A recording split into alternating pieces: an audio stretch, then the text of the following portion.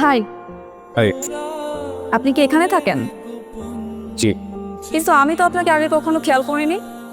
খেয়াল করতে হবে কেন? ওয়াও, আপনি ফুল পছন্দ করেন? গাছ পছন্দ করি, সব ধরনের গাছ।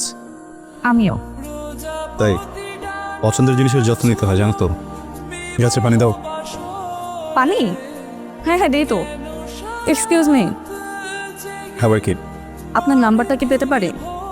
ইয়েস, মানে যদি আবার কখনো বিপদে পড়ি। এই জন বলুন। 9 9 9 9 9 999। বিপদে পড়লে আমাকে নাও, 999 ফোন দেবা। আচ্ছা, আপনি আমার সাথে এমন কেন করছেন? আমরা কি ফ্রেন্ড হতে পারি না? কিসে পড়ুন? ইন্টারমিডিয়েট। দেখছি। কি বললো? দোস্ত আমাকে পিচ্ছি বলছে। পিচ্ছি? আমরা তো পিচ্ছি না ওনার কাছে, চিনিয়স। চুপ, বাদ দে এখন, বাদ দে। শুন, ওর নাম্বারটা যে কোনোভাবে জোগাড় করবে। আমাকে পিচ্ছি বলা না। ওকে, ব্যাপার না। তোকে এটা করতেই হবে। পিচ্ছি তো পিচ্ছি আবার। চুপ থাক। হ্যালো। হ্যালো, কে? যাকে 999-এ কল দিতে বলেছেন। তুমি আমার নাম্বার পাইছো কিভাবে? নাম্বার জোগাড় করাটা কি কঠিন কিছু? কেন ফোন করছো বলো? ইম্পর্ট্যান্ট কথা বলার ছিল। হ্যাঁ, সেটা বলে ফেলো। আপনি যেহেতু আমার সাথে বন্ধুত্ব করতে চাচ্ছেন না, তাই আমার মনে হচ্ছে আপনি আপনার সেম এজ ছাড়া কাউকে বন্ধু ভাবতে পারেন না। মানে ভেরি গুড। সবই তো বোঝো, কল করছো কেন তাহলে? তাই বলছিলাম কি, আমরা কি বন্ধুর থেকে একটু বেশি কিছু হতে পারি না?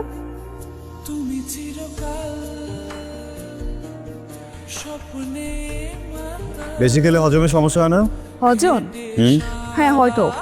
গাছেরও হয়। এই গাছে এত পানি দিতে হয় না, এত পানি দিলে মরে যাবে তো। আসলে গাছ অনেক বেশি ভালোবাসে তো, এই জন্য।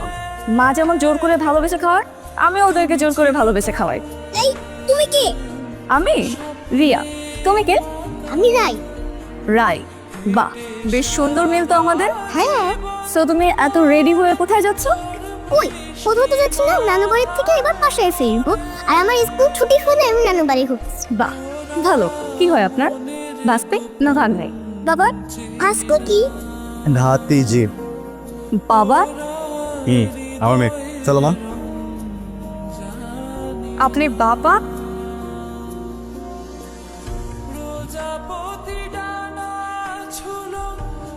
তুমি তুমি এখানে দাঁড় করে রাখবেন? না, ওই ভিতরে কেন, মানে কোনো কোনো কাজ ছিল? কিছু বলবা? আমি আপনার কাছে আসিনি। রাই, কই যাচ্ছ? রাই, রাই, কেমন আছো তুমি? ভালো আছি। আন্টি ভালো। তুমি? হ্যাঁ, তোমাকে দেখতে আসলাম। কি করতেছিলে তুমি? ঘুমা করছিলাম। গুড। এই নাও, এটা তোমার জন্য।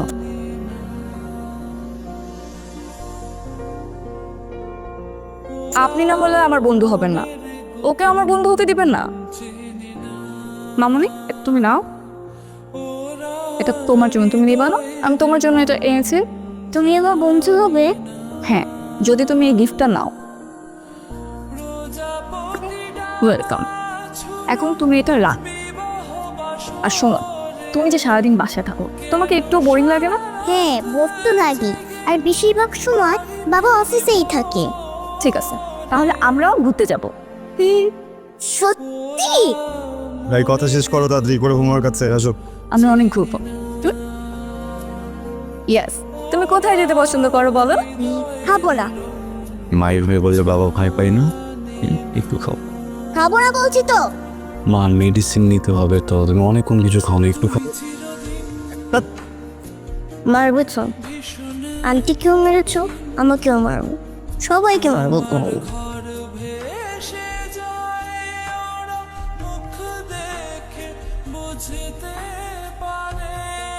সরি বাবা, আসলে আন্টির কোনো দোষ নেই। সে আমাকে সাইকেল চালানো শেখাতে চাননি। তাকে আমি একটা প্রমিস দিয়েছিলাম, সে প্রমিসটা আমি ভাঙতে পারিনি। তুমি শুধু শুধু আন্টিকে মেরেছো। সরি মা। আমাকে সরি বলতে হবে? বললে তো বলতে হবে না? বলবো। রিয়াকে থাপ্পড় মারায় রায়ের খুব খারাপ লেগেছে। রায়ের বেজার মুখ আমি একদম সহ্য করতে পারি না। আমার মনে হয় রিয়াকে এবার আমার সরি বলা উচিত। শুধু রাই কষ্ট পেয়েছে বলে যে সরি বলবো তা না, রাগের মাথায় রিয়ার গায়ে হাত তোলা আমার একদম উচিত হয়নি, একদমই না।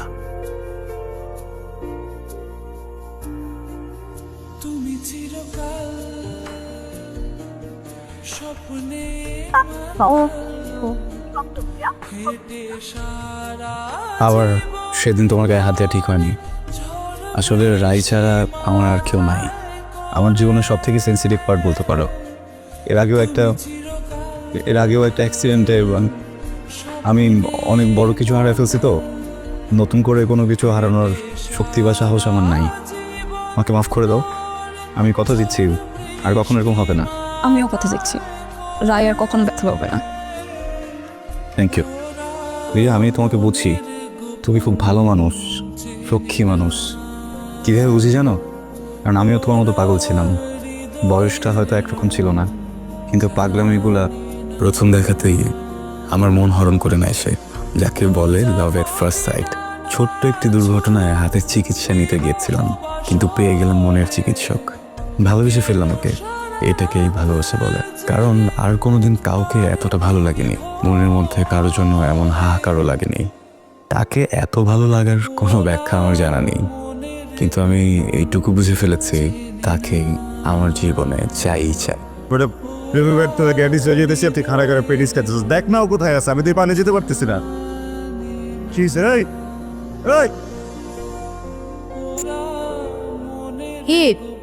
কি এখানে দাঁড়িয়ে দাঁড়িয়ে নতুন ফোন দিয়ে আসতেছেন? কিভাবে আবার অ্যাক্সিডেন্ট করবেন, কিভাবে হসপিটালে ঢুকবেন? আমি এখন আর ওইসব করি না, আমি এখন ম্যাচুর হয়ে গেছি।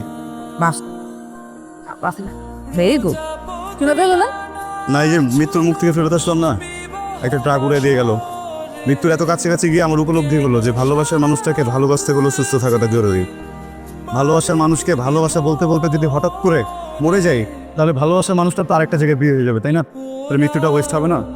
Good, very good. এই তো আপনি সব বুঝতে পেরেছেন। তাহলে এখন কি করবেন? তাহলে এক কাজ করেন, আপনার ভালোবাসা মানুষের কাছে চলে। ঠিক আছে, I love you, I love you, I love you, I love you, love you, love you. কি বললেন? সেটা আপনি শুনে ফেলছেন। আপনি তো আমাকে শোনানোর জন্যই বললেন। না না, আমি তো এটা সবসময় বলি।